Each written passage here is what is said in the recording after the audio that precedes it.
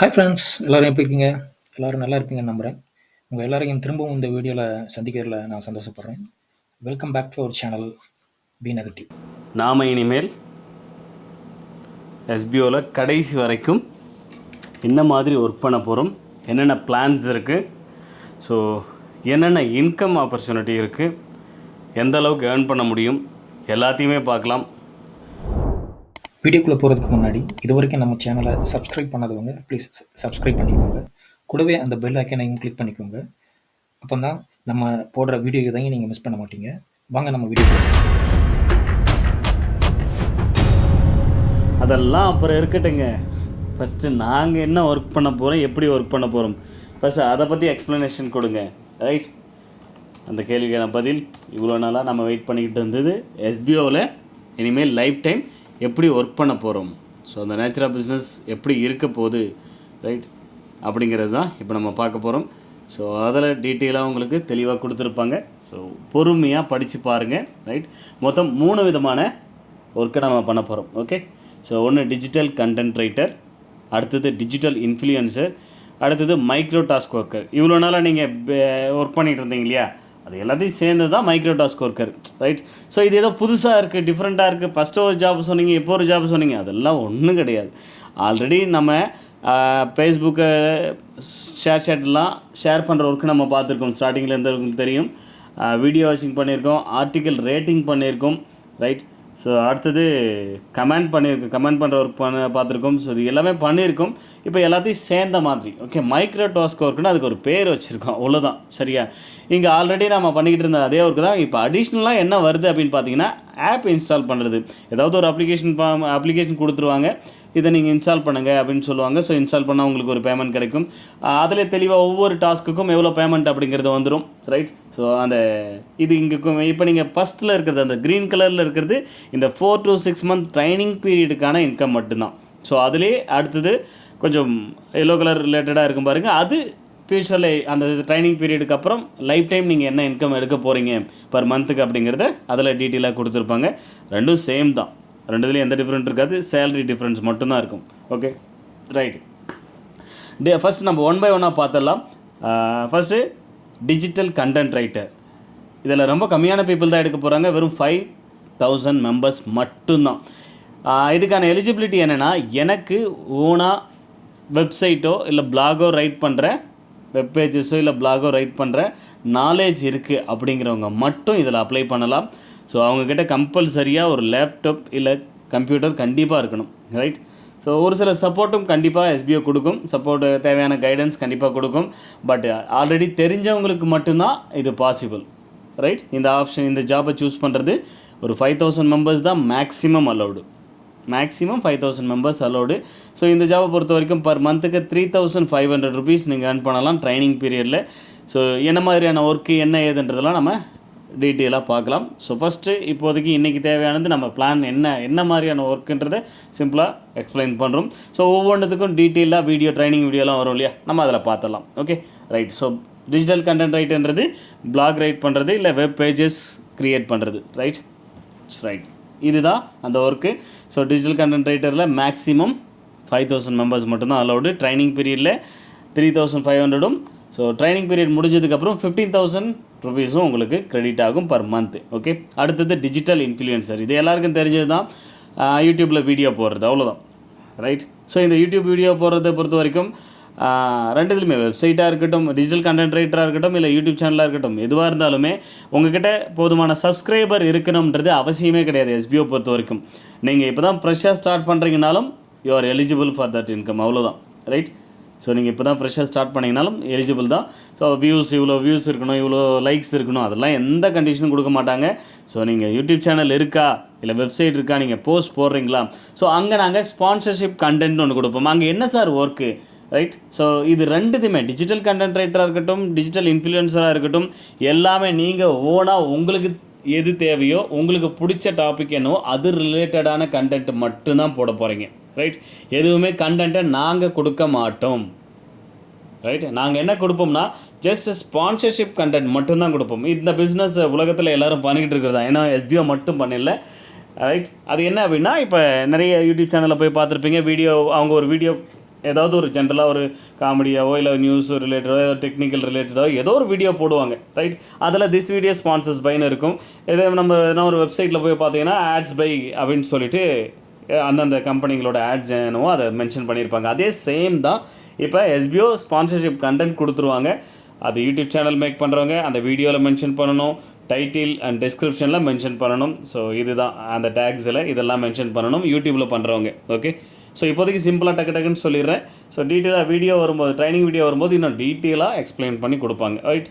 அடுத்தது website create பண்ணுறவங்களா இருக்கீங்க, content ரைட்டராக இருக்கீங்க அப்படின்னா, ஸோ அவங்களுக்கு நீங்கள் எந்த 2 கேட்டகரியுமே உங்களுக்கு பிடிச்சதை நீங்கள் உங்கள் யூடியூப் சேனலில் போடுங்க, ரைட்?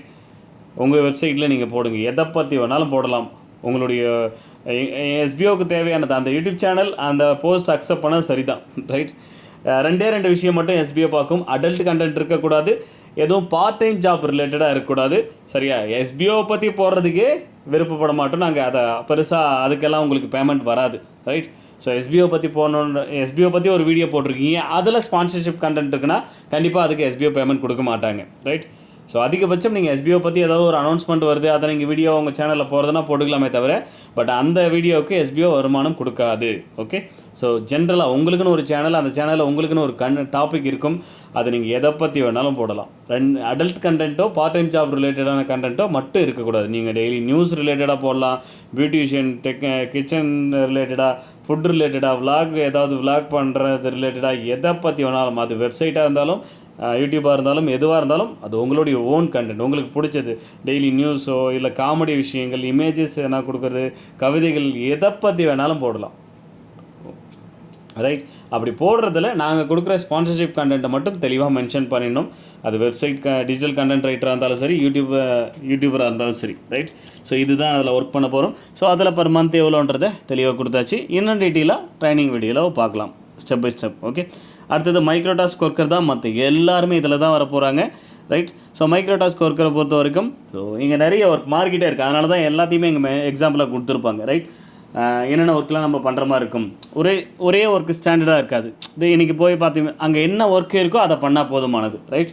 ஸோ ஒரு நாளைக்கு ஒரு அப்ளிகேஷன் கொடுத்து இதை இன்ஸ்டால் பண்ணிங்க, நீங்கள் இன்ஸ்டால் பண்ணிங்கன்னா ஒரு அமௌண்ட்டு, இன்கேஸ் வேறு யாருன்னா இன்ஸ்டால் பண்ண வச்சிங்கன்னா, ஓகே, நீங்கள் இன்ஸ்டால் பண்ணதுக்கப்புறம் வேறு யாருன்னா இன்ஸ்டால் பண்ண வச்சிங்கன்னா அதுக்கு ஒரு அமௌண்ட் வரும். ஏதாவது ஒரு கண்டென்ட் கொடுத்துட்டு என்ன பண்ணலாம், உங்களுடைய சோசியல் மீடியாவில் கண்டென்ட்டை ஷேர் பண்ண சொல்லியிருப்பாங்க. உங்ககிட்ட இருக்கிற நான் ஆல்ரெடி சொன்னேன் எல்லாருக்கிட்டையும் சோசியல் மீடியா அக்கௌண்ட் இருக்கணும்னு சொல்லிட்டு, அதை நீங்கள் ஜஸ்ட் ஷேர் பண்ணாலே போதும். எந்த ஒரு ஒர்க்குமே அதிகபட்சம் 2 நிமிஷத்துக்கு மேலே இருக்க போகிறதில்ல, மேக்ஸிமம் 2 மினிட்ஸ் 3 மினிட்ஸ் தான், ரைட்? அதுக்கு மேலே கண்டிப்பாக எந்த ஒரு டாஸ்க்குமே இருக்க போகிறதில்ல. ஒரு ஆப் இன்ஸ்டால் பண்ண எவ்வளோ நேரம் ஆக போகுது? ஒரு இமேஜோ கண்டென்ட்டாக கொடுத்து அதை சோசியல் மீடியாவில் ஷேர் பண்ணுறதுக்கு எவ்வளோ நேரம்? ஜஸ்ட் ஷேர் பட்டன், அது எவ்வளோ நேரம் ஆக போகுது? இங்கே ஒப்பீனியன் போல் அப்படிங்கிறது ஆல்ரெடி நம்ம ஆர்டிகல் ரேட்டிங்னு பார்த்துருப்போம், சரியா? ஸோ அதே தான் அந்த ரேட்டிங் கொடுக்குறீங்க இல்லைங்களா, அதே தான். அதிலே பார்த்தீங்கன்னா கிவிங் ஃபீட்பேக் அப்படின்னா நம்ம ஆர்டிகல் ரேட்டிங் பண்ணும்போது இந்த கமெண்ட் பண்ணுறதை நம்ம பார்த்துருப்போம், அதுதான் ஃபீட்பேக்னு சொல்லியிருக்காங்க, கிவிங் ஃபீட்பேக் அப்படிங்கிறது. ஸோ ஒப்பீனியன் போலில் ரேட்டிங் என்ன கொடுக்குறோமோ அதே மாதிரி இங்கே ஒரு சில ஆப்ஷன்ஸ் இருக்குது, அதை டிக் பண்ணுற மாதிரி கொடுத்துருப்பாங்க. கிவிங் ஃபீட்பேக் அப்படின்றது கமெண்ட், நம்ம ஏதோ ஒரு டாப்பிக்கை பற்றியோ இல்லை ஒரு சர்வீஸை பற்றியோ ஒரு நியூஸ் பற்றியோ இல்லை ஒரு ப்ராடக்ட்டை பற்றியோ உங்களுடைய ஃபீட்பேக் என்னவோ அதை நீங்கள் கொடுக்கலாம் அப்படிங்கிறத கொடுப்பாங்க. ப்ராடக்ட் ரிவ்யூன்றது டோட்டலாக தனி, ஓகே? ப்ராடக்ட் ரிவ்யூன்றது மைக்ரோடாஸ்க் ஒர்க்கர் மட்டுமே பண்ண முடியும், டிஜிட்டல் இன்ஃப்ளூயன்சர் கண்டென்ட் ரைட்டர் பண்ண முடியாது. ஆக்சுவலி நம்ம ஒரு பிளானை சூஸ் பண்ணிட்டோம்னா அந்த பிளானை for example digital content writer choose பண்ணிட்டீங்கன்னா நீங்கள் டிஜிட்டல் இன்ஃப்ளூயன்சரோ இல்லை மைக்ரோடாஸ்க் ஒர்க்கரோ அந்த ஐடியில் பண்ண முடியாது. என்கிட்ட 2-3 ஐடி இருக்குன்னா வேறு விஷயம் கூட நீங்கள் சூஸ் பண்ண முடியும், ஓகே? ஸோ பட் ஒரு ஐடிக்கு எனி ஒன் கேட்டகரியில் மட்டும்தான் நீங்கள் ஒர்க் பண்ண முடியும், ரைட்? அதுலேயும் இந்த ப்ராடக்ட் ரிவ்யூன்றது மைக்ரோடாஸ்க் ஒர்க்கருக்கு மட்டும்தான், மற்ற கேட்டகரியில் இருக்கிறவங்க ஒர்க் பண்ண முடியாது, ஓகே? அதை இங்கே தெளிவாக கொடுத்துருப்பாங்க. ஸோ ப்ராடக்ட் ரிவ்யூனா என்ன அப்படின்றது ரொம்ப சிம்பிள். நம்ம ஓப்பன் பாக்ஸ் டெலிவரின்றதை நீங்கள் கேள்விப்பட்டிருப்பீங்க, நிறைய இப்போ டெலிவரி ப்ராடக்ட்ஸ் எல்லாமே வந்துட்டுருக்கு. அது ஜஸ்ட் நம்ம ஃபோட்டோ எடுத்துக்கோ இல்லை வீடியோ எடுத்துருப்போம் இல்லையா, அது மாதிரி அதுக்குன்னு ஒரு டேர்ம்ஸ் அண்ட் கண்டிஷன்லாம் கொடுப்பாங்க. இந்த மாதிரி ஒரு வீடியோ மேக் பண்ணி கொடுக்கணும் அப்படின்னு சொல்லிட்டு நிறைய ரிவ்யூஸ்லாம் நீங்கள் பார்த்துருப்பீங்க, ரைட்? அந்த மாதிரி ரொம்ப அந்தளவுக்கு ப்ரொஃபஷ்னலாலாம் இருக்கணும்னு அவசியம் இல்லை. ஒரு ப்ராடக்டை வாங்கி அதை பற்றின யூசேஜை ரிவ்யூவாக எடுத்து நீங்கள் கொடுத்தா போதுமானது. அதில் தான் நீங்கள் அதிகப்படியான இன்கம், அதில் லிமிட்டே கிடையாது. ஆக்சுவலி இந்த 2000 பர் மந்த்துன்னு கொடுத்துருப்பாங்க, அடுத்து 10,000 பர் மந்த்துன்னு கொடுத்துருப்பாங்க. இதில் இந்த ப்ராடக்ட் ரிவ்யூ அப்படிங்கிறது வராது, ப்ராடக்ட் ரிவ்யூன்றது ஒரு எக்ஸ்ட்ரா இன்கம், எக்ஸ்ட்ரா ஒர்க்கு தான். ஸோ ரைட், இதில் எதெல்லாம் வரும்னா ஆப் இன்ஸ்டால் பண்ணுறது, கண்டென்ட் ஷேர் பண்ணுறது, ஒப்பீனியன் போல் கொடுக்கறது. அதாவது ஒப்பீனியன் போல்னா ஆர்டிகல் ரேட்டிங் அந்த ஸ்டார் ரேட்டிங் கொடுத்தீங்க இல்லையா, ஸோ அதை ரேட்டிங் பண்ணுறது தான். கிவிங் ஃபீட்பேக்னா கமெண்ட் பண்ணுறது. ரைட், ஸோ அதுக்கும் டேர்ம் நேம் கொடுத்துருக்காங்க, அவ்வளோதானே தவிர அது டிஃப்ரெண்ட்லாம் கிடையாது. இதெல்லாம் அந்த மைக்ரோடாஸ்க் ஒர்க்கரில் அந்த பர் மந்த்துக்கான சேலரியில் வந்துடும். ரைட், ஸோ அந்த ப்ராடக்ட் ரிவ்யூன்றது மட்டும் பார்த்தீங்கன்னா அது உங்களுக்கு எக்ஸ்ட்ரா இன்கம். தேவைப்படுறவங்க அதை பண்ணலாம், யாரும் பண்ணணுன்றதெல்லாம் அவசியம் கிடையாது. ஏன்னா அந்த ப்ராடக்ட் ரிவ்யூ பற்றி நான் தனியாக ஒரு உங்களுக்கு இமேஜாகவும் ஷேர் பண்ணுறேன். அப்போ நான் உங்களுக்கு நான் டீட்டெயிலாக எக்ஸ்பிளைன் பண்ணுறேன். ஸோ இப்போ உங்களுக்கு ஒரு கிளியர் ஐடியா தெரிஞ்சிருக்கும். நாம் ட்ரைனிங் பீரியடில் என்ன இன்கமில் ஒர்க் பண்ண போகிறோம். After training period 4 to 6 month. இங்கே 4 to 6 மந்த்ன்றது ஒரு ஸ்டாண்டர்டாக கொடுக்கல இல்லையா, இதுதான் அப்படின்னு சொல்லிட்டு. ஏன்னா கண்டிப்பாக முன்ன பண்ண இருக்கும். எதனால், என்ன தேவை, இந்த ட்ரைனிங் பீரியட் எதுக்காக, என்ன எதிர்பார்க்குறாங்க, நம்மளுடைய கிளைண்ட்ஸ் என்ன எதிர்பார்க்குறாங்க நம்மக்கிட்ட அப்படிங்கிறதெல்லாம் நம்ம அடுத்தடுத்து பார்க்கலாம். அப்போ தான் தெரியும் அந்த ட்ரைனிங் பீரியட்ன்றது எதுக்காக நம்ம வைக்கிறோம் அப்படிங்கிறதே தெரியும். ஸோ அந்த ட்ரைனிங் பீரியடுக்கு அப்புறம் லைஃப் டைம் 15,000 அண்ட் 10,000 இந்த ரேஞ்சில் தான் நம்ம கண்டினியூ பண்ண போகிறோம். ஸோ இதுதான் நம்ம ஆல்ரெடி ரொம்ப நாளாக 1 by 1 அப்டேஷன் கொடுத்துட்டு இருந்தோம். ஸோ இப்போ இதுதான் அப்படிங்கிறது. ஸோ ஒரு பிளானில், ஒரு ஐடிக்கு ஒரு பிளான் மட்டும்தான், எனி ஒன் ஜாபில் மட்டும்தான் நீங்கள் ஒர்க் பண்ண முடியும். ஓகே, கிளியராக இருக்கா? ரைட், ஸோ என்ன மாதிரியான ஜாப்ஸ் உள்ளே கொண்டு வந்திருக்காங்க அப்படின்னு சொல்லிட்டு இப்போ உங்களுக்கு தெரிஞ்சிருக்கும்.